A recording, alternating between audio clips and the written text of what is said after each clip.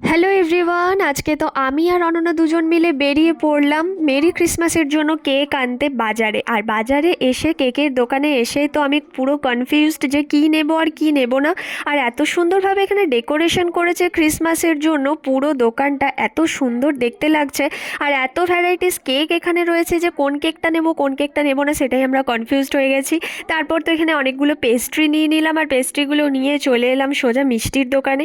আর মিষ্টির দোকানে এসেও একই কনফিউজড যে কী নেবো কী নেবো না। তারপর কোনো রকমভাবে মিষ্টি নিলাম গবলুর জন্য ঠিক করে।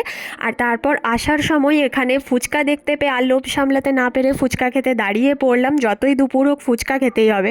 তারপর ফুচকা খেয়ে তারপর টোটো ধরে চলে এলাম বাড়ি। আর বাড়ি এসে সন্ধ্যাবেলা থেকে ডেকোরেশন শুরু হয়ে গেছে। এখানে অনন্যা রিশা মিলে এত সুন্দর একটা ড্রেস তৈরি করেছে গবলুর জন্য। এটা কিন্তু আজ রাত 12টার সময় গবলুকে পরানো হবে। আর এত সুন্দরভাবে ডেকোরেশন করেছি সবাই মিলে এখানে গবলুদের জন্য। Merry Christmas.